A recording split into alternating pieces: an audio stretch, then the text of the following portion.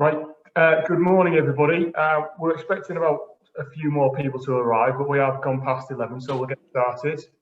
If you can see me, my name is Oliver Smith. I'm from the Employee Ownership Association, and welcome to July's virtual network meeting. I can see a number of faces. I can't see everybody, so I recognise quite a few. But for anybody that's new and hasn't attended one of these before, these monthly opportunities are a great learning, networking, sharing, getting to know other people, event host on a regular basis. So what I would ask of you is to fully take part, and you can take part by asking questions of our presenter, Colin, who I'm going to hand over to shortly, but also asking questions of one another. So Colin's going to present about Chemco and the topic, which I'm going to mention in a minute. I'm sorry, I'm going to have to go. Okay, cheers. Okay, bye. And then what we're going to do, about 11:45, we're going to split it out into breakout rooms. So when you booked for this session, you're asked which topic you would like to discuss in more detail. We'll put you in your first or second choice room at that point, and that's where you will meet and get to know other EOA members to share insight and ask questions of them at that stage. So our topic today, I'm delighted that Colin Wade from Chemco has joined us. So we invited Colin to take part in this meeting because the change of leadership in an employer-owned business is critical. And it's what we hear from our members when we listen to them as to what one of their major challenges are. So how does that founder of a business step back to enable the next generation of leaders to step up and do that in a cohesive and effective way? It's incredibly difficult, it's incredibly challenging. So Colin's going to give us some great insight as to what has gone on at Chemco. We'll be very honest about it, some challenges, some positives, and then you'll be able to ask some questions. In order to ask the questions, you can just use the chat feature in Zoom. I'll then look at those and I'll ask Colin some of those questions once he's completed his presentation. Okay, so thank you very much, everybody. And Colin, I'm going to hand over to you, if I can, and we're delighted to welcome you and hear what you're going to be telling us this morning. Well, good morning, everyone, and thanks so much, Ollie, for the introduction and that welcome. Chemco International was founded in 1990, and we entered 100% employee ownership in December 2018, when our founder and owner at the time, Manny Khorasani, stepped back from the business, placing all of his shares in an EO trust, and that was for the sole benefit of the employee owners. And of course, I will return to the process the business went through at that time and what has followed since. But first, I thought it would be helpful to give you a brief introduction as to who we are and what we do. Essentially, Chemco designs and manufactures advanced coatings, primarily for the long-term protection of steel against corrosion. And a mind-blowing statistic, but given that national statistics for most countries indicate the cost of corrosion at typically 5% of GDP, that's £1 in every 20, it is no small market. However, Chemco is a relatively small player. We're niche, and we're very proud of that. Our technologies are market disrupting insofar as they do things that other coatings simply cannot do, such as be applied underwater, sometimes deep underwater. Coatings that can be applied in the rain and can dry in the rain. And technically, well, they cure rather than they dry, a bit like a two-pack glue to which they're closely related. Now, you'll appreciate these are capabilities that we much appreciate in the wet climate in the west of Scotland, where the company's been headquartered from the beginning. And whilst the company does remain niche, high-end, and consequently much smaller than the multi-billion-dollar commodity coating manufacturers that we occasionally still compete against, the business nevertheless exports around 80% of all that it produces and has enjoyed year-on-year sales growth since becoming employee-owned, coming up for 3 years ago. And with underlying growth even continuing through the pandemic, and the company is now turning over just over £6 million per year. We currently number 26 partners in the business. Most of them were with us, the overwhelming majority of them were with us at the time of the EO, and others have joined since, and it's quite satisfying to note, many of those that have joined us have joined because they've been attracted to the opportunities of working for an EO business. Now, just a wee bit about myself. How did I come to? Well, whilst I have a science degree, my career for the last 30 years or so has been largely on the commercial side. And for the past 20 years or so in board positions, the past 15 years of those as a managing director. And I've worked in larger and smaller companies. I've worked for a PLC, I've worked for a large privately owned group of companies, and also for a subsidiary within a group. Unlike many of you, I've always busted a gut for whoever I've worked for, and in the main I've been financially well rewarded, sufficiently well rewarded in any case. But it's true that I gradually came to realize over recent years that the happiest working environments are not necessarily where everyone is paid a decent wage, but doesn't necessarily get to share equally or necessarily fairly in relation to their efforts and successes. The cake rather than the crumbs, understandably, tend to go to investors. And quite often those investors are distanced, through no fault of their own, from the day-to-day running of the business, and most importantly, from the people within it. Now, I'm actually not here today to make a political statement. That's not my motivation. It's not my interest at all. The private sector model works perfectly well in the main. However, I have come to realize that mutual cooperation, shared endeavors, shared rewards are a much more fulfilling way for people to work together. And if the truth be known, I wanted also out from the toxicity and the competitiveness that is evident in so many private organizations, where you can find, there's always some employee out there to outdo another. I didn't want to be part of that anymore. Now, in 2008, I was handed a newly published book on EO. It's called Local Heroes. Some of you might recognize it. 2008. The son of the author is a friend of mine. The author's David Erdl. And it relayed the story of how Loch Fyne oysters had grown from being the most humble beginnings to quite a success story, which would then go on to much greater things after the two partners placed the business in EO for the sole benefit of the employees. And it had a profound effect on me in 2008. It was like a dream. Could an organization be so idealistic? A fairy tale is probably a better word than dream. Anyway, I continued in the role that I was doing perfectly happily and perfectly well for roughly another 10 years. But many, many times I thought back to that book and how I'd like to be involved in something similar before the end of my career. And on turning 50, both my wife and I took a career break and went traveling for 6 months or so. And at that time, I started to think about what I'd like to do with the next 10, 12 years. And it led me to look for a needle in a haystack. I started to search for a small to medium-sized manufacturer of a technically advanced product, exporting mostly because that's my background, located within 45 minutes of Glasgow because I really didn't want to travel too far, and whose owner was just so happened to look to exit through 100% EO at that moment, and was also wanting to bring in a new MD to take the company forward. And it seemed to me so very, very simple, but I hadn't appreciated just how much of a needle in a haystack it was at that point. But I've come on to appreciate the fact that I'd managed to find that needle, or that needle found me, one or the other, hopefully both. Because my business network eventually connected me with the founder of Chemco via reflecting on it, quite a complex chain that included Glasgow Chamber, the IOD, Scottish Engineering, Cooperative Development Scotland, amongst others. And I think it's fair to say, and I'm sure you wouldn't mind me saying, my first meeting with Manny was fascinating. The guy's got an element of genius, there's no doubt in my mind about that. He's an engineer, a scientist with a brilliant mind, and an entrepreneur to boot. A risk taker, if you like.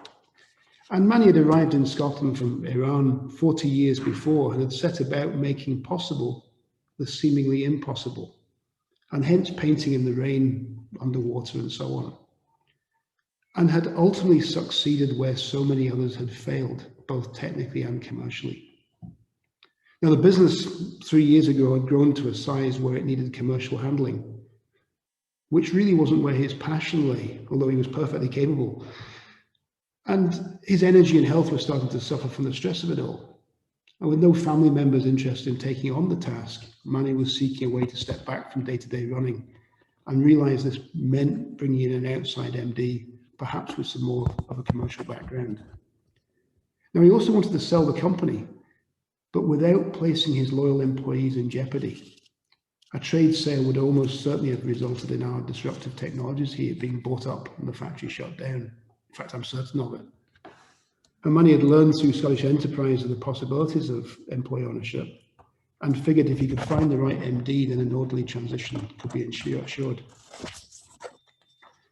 And so what followed is what I repeatedly referred to as a 4-month interview, but was in reality a period of 4 months close collaboration between the two of us, myself in a consultancy role outwardly at that point.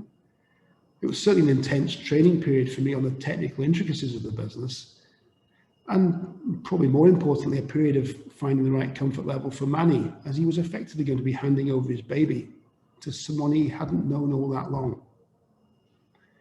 And so we spent many hours discussing values and philosophers, and then finding that we had way, way more in common than we first thought when first appeared.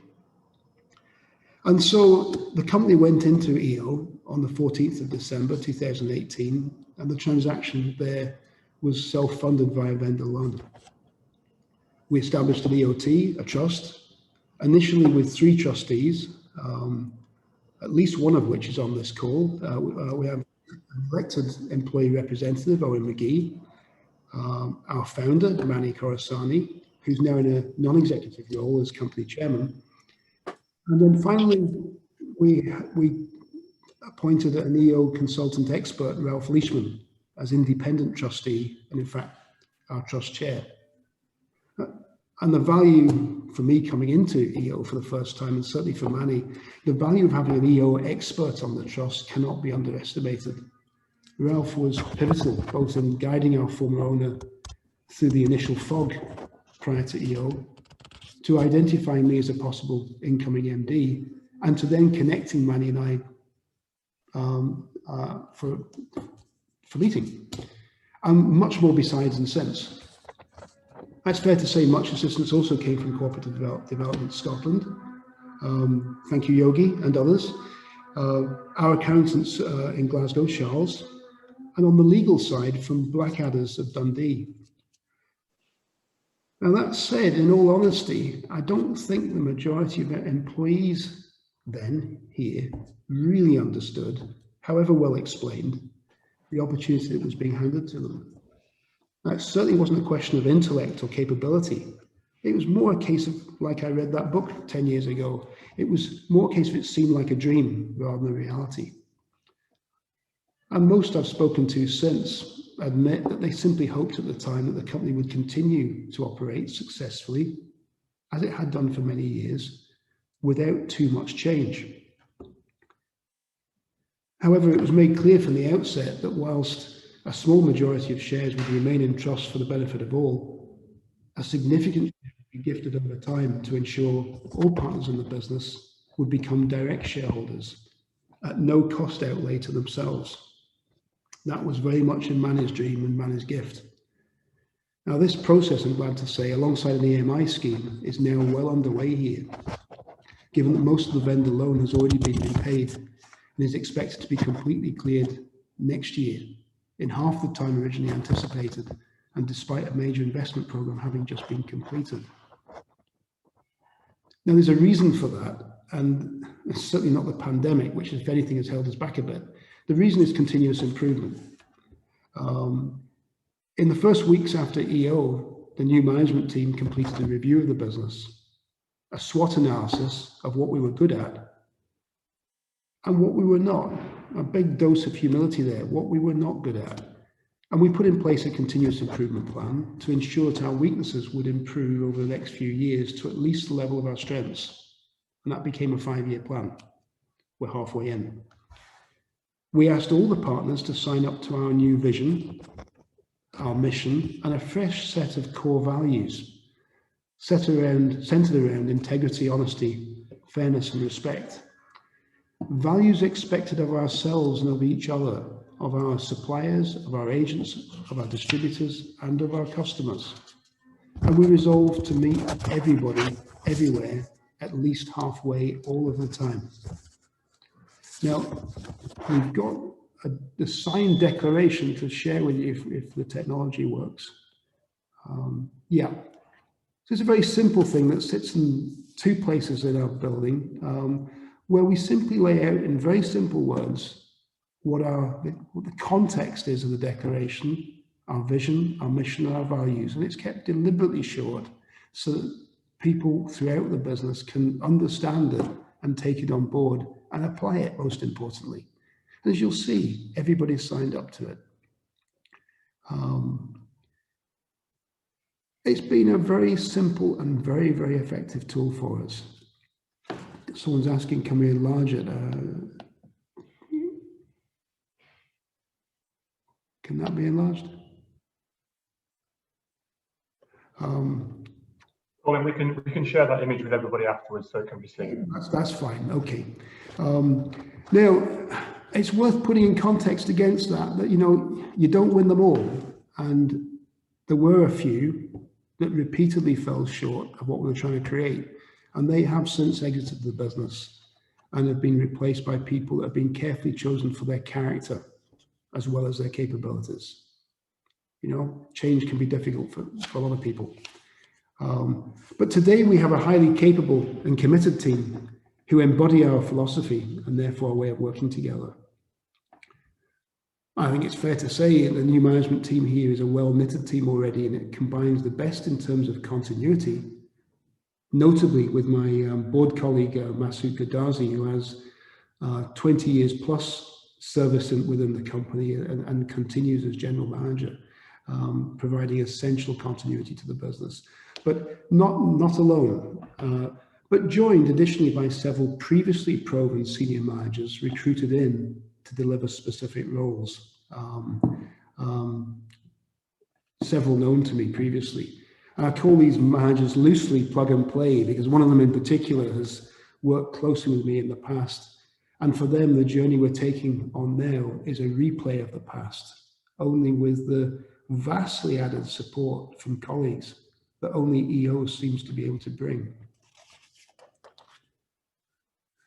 Now, an interesting area for me and a very satisfying one is we've been encouraging all the partners in the business to self-manage and multitask where they see something needs doing. And so, you know, it's not unusual now to see a dispatch worker, for example, having completed his task for the day, wandering outside, picking up a strimmer and tidying up the garden, the outside landscaping, because he just saw that it needed doing. Or an office worker picking up litter, or vacuuming where a mess has been made, or the cleaner's missed a spot. People muck in. And my point here is we're reaching the stage where conventional management of people is redundant. Doesn't mean the management's redundant, because there's a lot of management of processes required. But it allows us to focus on process and growth issues rather than telling people what to do. And so the conventional management process that remains is much, much more about support than telling people what to do. And this change has been fundamental, not only to our business improvement program, but it's been fundamental to our operations during the pandemic, with flexible working, staggered shifts, cancelled shifts, extra shifts, cleaning rotas, delayed bonuses, all being accepted without complaint, and in some cases, each of the cases, I think, triggered by some of what I would have called in the past operatives in the past, but I would call business partners today. And due to a great deal of both care and luck, we have managed to keep COVID out of Chemco and our customers satisfied. Or so my notes written a week ago tell me, but unfortunately mid last week, 3 came down with COVID and a number of others have since self-isolating. So we didn't get completely off the hook, but they are thankfully well and recovering well. Now, none of this people transformation that we've gone through is achievable without the highest levels of trust, both ways. And that can only come from being consistent and transparent, with no BS, as we like to say. Rewards, of course, help too. And we've paid 10% of annual pay bonuses 3 times in the last 2.5 years, as well as extra at Christmas. So everyone here earns, at the very, very least, the real living wage, which was signed up to through the Scottish Business Pledge. So just shy of 20,000 before bonuses of around 2,000 typically. And that's even if a school leaver. And no one is on a 0 hours contract or any other questionable terms. We like to sleep soundly at night. And so the business has grown for various reasons. It's grown by around 50% over the past 2.5 years. And that's despite the temporary loss due to COVID of the cruise ship sector. It's a particularly important area to us, and my heart bleeds at the thought of how much we've lost there over the last year and a half. But it is business that is slowly coming back. And therefore we anticipate that the business will have at least doubled within the 5 years of the EO. And just as importantly, within the 5 years of our business plan. And the team, every single one of them, is pulling together to ensure that happens. Now, we must have been mad because August last year, August 2020, mid-pandemic, we purchased our rented site. We'd rented for 40 years here, and the neighbouring adjacent vacant site for future expansion. And we turned, therefore, a rented liability into a business asset for the first time. And a phase 1 improvement programme totaling in excess of 1.1 million has since been completed during lockdown. So all mid-pandemic, I do think we must have been mad, but at the same time, we've got a quiet underlying confidence in what we're doing. Now, that's almost boastful. It's not to say we haven't had issues and challenges, we certainly have. But we've tried not to waste a lot of time discussing problems, just talking about discussing solutions. Now that said, the biggest single issue we continue to face, like many companies, is that global supply chains remain depleted. Doesn't seem to matter what industry you're in. Anything that comes from overseas is subject to delays. Some going right back to raw sources like mines and oil and other things. So it is a significant concern, particularly as demand is increasing once more. You know, there's many more issues with coming out of a crisis than going into one. However, on a more positive note, you know, all of us at Chemco International see only upsides in 100% EO, no downsides, providing it's entered for the right reasons. The company has entered EO for the right reasons as a successful business, not as a business with underlying health issues or financial issues, but a successful business going into EO for all the right reasons, with everybody on board with the same mindset. And then finally, for the avoidance of anyone's doubt, the past 3 years at Chemco International for me have been the most happy and rewarding years of my career so far. Any questions? Colin, thank you very much. We do have questions to answer your question. I'm going to start, if you don't mind. We'll summarise a little bit. So you focused a lot on there about what you're doing around the values of the organisation. Yeah. Something that Manny's created and wanted to continue legacy sustainability for the organisation. How have you, we've seen the image and you've mentioned about keeping it short, but what would be your advice to anybody else in how they maintain the values of an organisation in that transferring of leadership within a business? I think the key thing is, particularly in the earliest days, is to use as much as you possibly can the colleagues around you that were there before the EO. You know, as an incoming MD, no one knew me. The key thing is to make sure that the first changes are small and you embrace all that's good about the past. So you cherish the things that are good in the business. You reassure those colleagues that have been around a long time that those are set to continue and we want to build on them, not knock them down. And you gradually introduce a wee bit of self-awareness that you only get from coming into a company from the outside, where you start to look at areas that really could do with improving, but without knocking down people's houses of cards for the sake of it. So embrace everything that's going well. work at it, use that as a vehicle to drive the improvements that will help everybody. Okay, so that very much highlights that 4-month handover, getting to know process, that time you had with Manny, in order to basically, as a new leader coming in, you fit the organisation and where you see it going forward, and you weren't just going to implement what you thought was the right thing. You were building on Manny's legacy and what the rest of the business, the new partners, were thinking. Yeah. To pull in a couple of questions from the audience, and thank you for sending these through. Exactly how many employees do you have in the business? 26. 26. Thank you. And there was another question. What's been the turnover been like in compared to pre-EO to now being employee owned? Well, we were just around 4 million, and we're now just around 6 million. So there's been a 50% growth from 4 to 6. Okay. I was meaning staff turnover, but that actually financial turnover is important. I'll rephrase my question. What was the staff turnover before and now? I'd need to double check that. I think we've lost 6. Okay. As an employee-owned business? Yeah. Now the business employed 30 at the point of the EO. We're 4 roles less than we were previously, but we haven't necessarily replaced people in the same roles as before.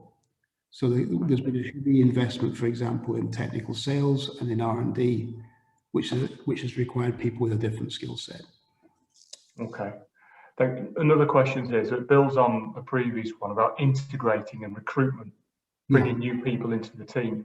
So as you recruit in a very competitive jobs market, how do you get the culture across for Chemco to be the employer of choice for any candidates? How do you get that culture of EO across? To be perfectly honest, we haven't worked that hard at that. We've tended to do what's natural to the management team here. We've tended to de-risk it. As I said, we were seeking out people with the right character as well as capability. So we haven't used agencies. We haven't used adverts in the main. We've tended to recruit through our own business networks, recruit people we know of or through people we know to find the right character that have the right qualifications and skill sets. And bringing them into the business has been no problem at all. Okay. So very much, I've heard this a number of times from employee-owned businesses. It's more about, well, it's not more about, but it comes to the fore, recruiting to fit the organisation. So somebody might have the skills and the qualifications, but they might not fit the culture that you're trying to create or have created or Manny has created in this sense. I agree, and without naming names, in the first 6 to 9 months of EO, we did bring in a couple of people who's basically where we had roles open, and we brought people in based on traditional techniques, traditional qualifications and CVs, without necessarily knowing too much about them or their characters, and they did not work out. So we've taken a lot more time in de-risking it, making sure we got that right. Okay, thank you. Another question here, it's come from Eric. I assume that employee communication is vital. How do you maintain this? Well, that's been a difficult one during the pandemic, hasn't it? Because we one of the first things we did was create a room where 30 plus people could sit down together regularly and did to discuss what was going on in the business. And we've not been able to assemble in a room like that for nearly 18 months. We have continued to put out a lot of notice board type information. I maintained through the worst of the lockdown. I think it was mostly quarterly, but at one point I think it was 8 weekly update to everybody. These were being pinged through to home email addresses and WhatsApp and all sorts of things, but just mainly there to reassure people, particularly when we went through a period of furlough for about half the company. There was about a 3-month period of that where people needed to know that the company was sound and that we were protecting it for the longer term. And would you say that you've picked up some best practice from that experience of openness, transparency, clear levels of communication and frequency? I would love to say that. I hope it was best practice. I think we'll wing it some of the time. I certainly was. I expected to come to Chemco 3 years ago and continue what I learned elsewhere and apply it to the benefit of this business and myself. The last year and a half has been a real learning exercise, I think, probably for everybody. But whatever step we've taken has always been with our core values in place, you know. So there's not been any difficult decisions to make. You know, difficult decisions are sometimes made for the wrong reasons. Every business decision should be easy to make, even if it's difficult to implement. So decisions that would normally seem difficult, if we've applied our values to them, then they've not actually been that difficult to make. So yeah, but a lot of first-time decisions. Okay, right. Thank you. Bringing us back to yours and Manny's relationship, in that exchange of leadership from founder to UMD coming in, as you reflect on that, what behaviours did Manny display that made that easier for you as he stepped back? Well, he was certainly looking for help. He was certainly looking for reassurance. The biggest thing he asked was that, you know, his legacy would continue. He didn't want the rule book torn up and a different culture to come about. And that was, for me, given my past experiences, that was one of the easiest. What he thought was the toughest ask, for me, was probably the easiest thing he could have asked me to do.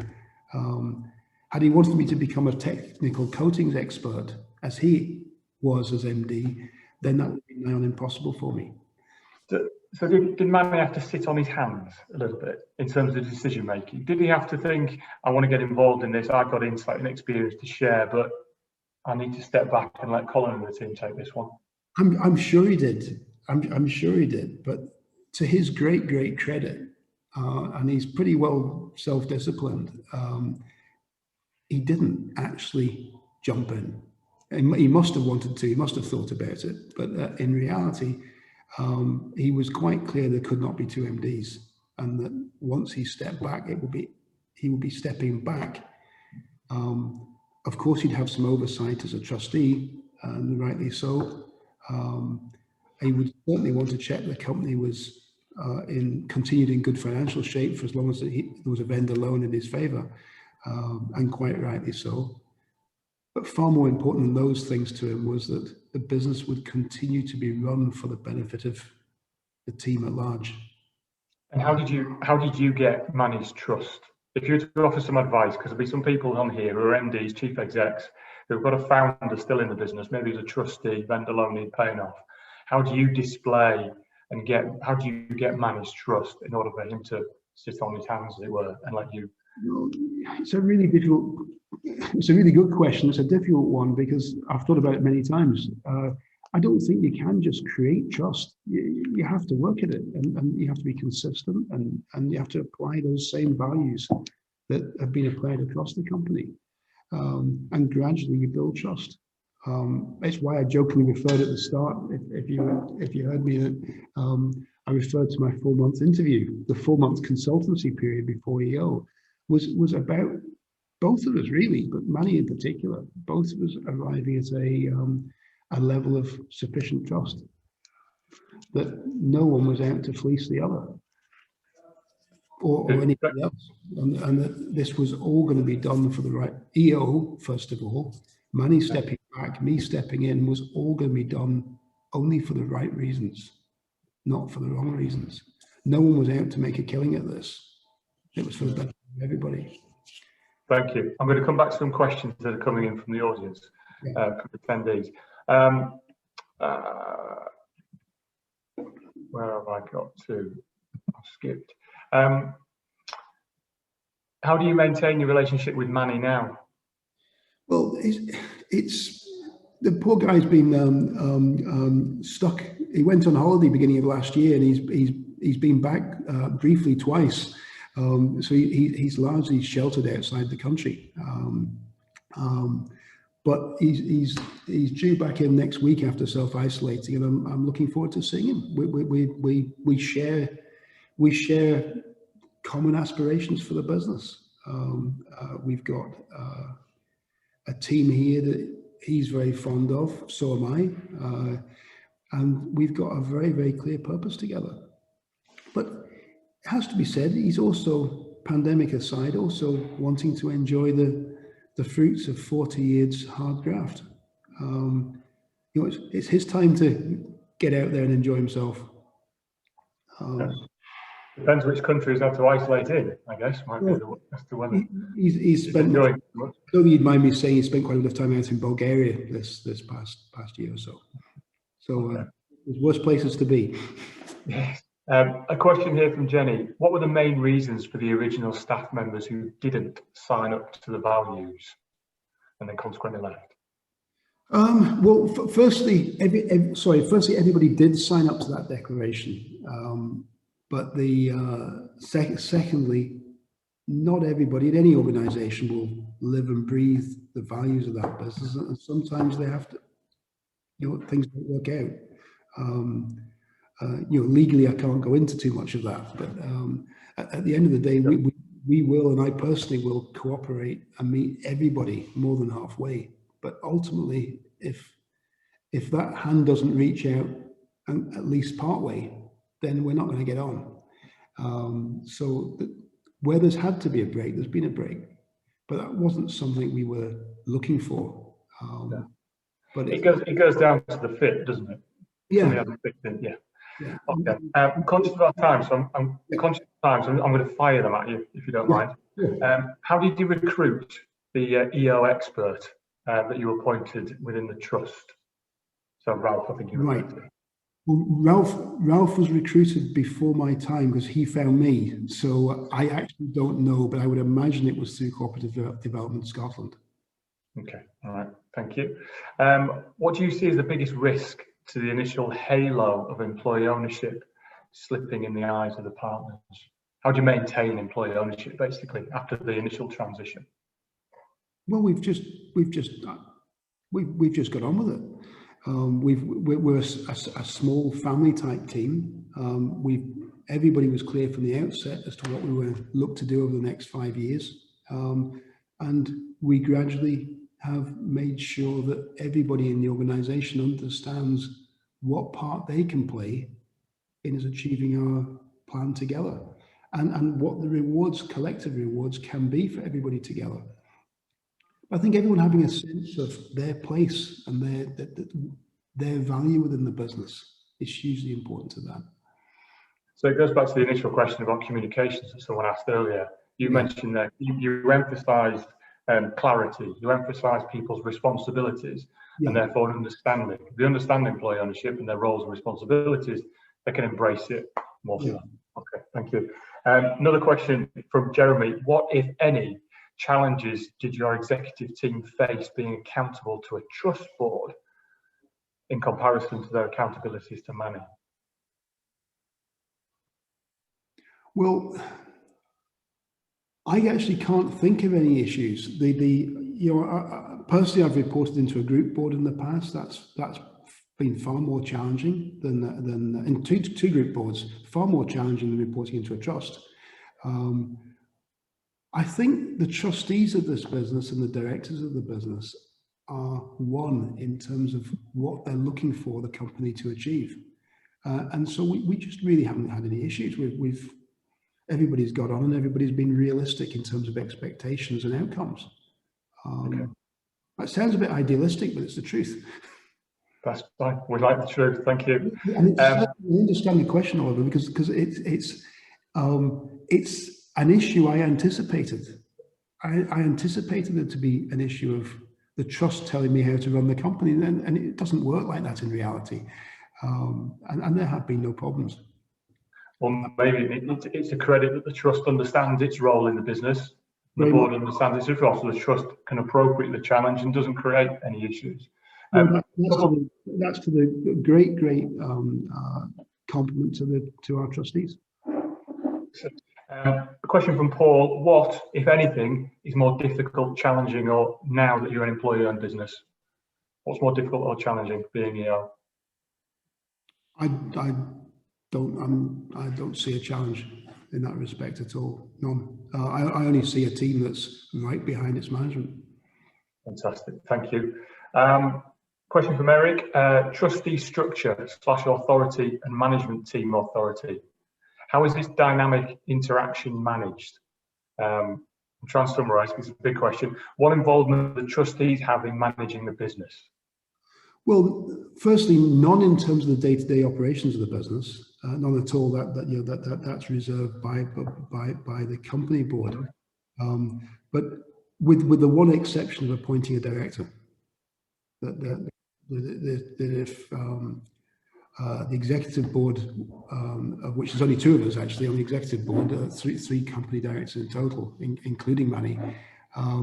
If we wanted to appoint a further director to the company, which undoubtedly we will at some point, then it would require the consideration and approval of the trust, and rightly so. No issue there at all. A big thing sounds like you've got the right people sat within your governance of the business, on the trust board and on the executive board. Therefore, relationships can flourish rather than be challenged. Eric's got just a second point to his question. How long did it take to become employee-owned?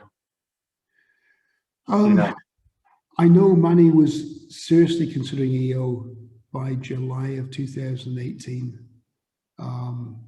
There'd clearly been discussions prior to that. I don't know the timescale. All I can tell you is that by the beginning of by August, he and I had met, and by early September, I was working for the business. Okay. We completed in December. I would imagine the process from very start to finish, from inception of the idea, it was about a year. Yeah, there's different elements to the question. There's the thinking about beforehand, which can take years. There's actually pressing the button, I'm going to do this, which can be a much shorter period. If done correctly, though, engaging with the employees to make sure they understand what is going to happen. Peter sneaked in a question, so I've got 2 more, but I'm going to make them quick. How is the employee council functioning? Well, we have a council. The council is primarily via the employee trustee. We don't have a separate council per se. We do have various forums which can involve different people. For example, there's a partner-run health and safety committee, for example. Various committees that will look at specific areas, but we don't have a separate council to the trustees. We just don't consider it necessary at this time. Okay. Final question: how open is the company in transparently sharing financial information, your performance? Well, the performance is now being shared. It has been the last few months, since the beginning of this year, internally, with the exception of the vendor loan, because that really is a matter that we consider between the directors and the trustees until it is complete. Right, thank you. And it isn't a question, I think it's a summary, and Jeremy's done my job for me here. I think Chemco Story also demonstrates the importance of recruiting the right leaders, which is evident, I think, from within the trust board and within the leadership team, and Manny's approach to this.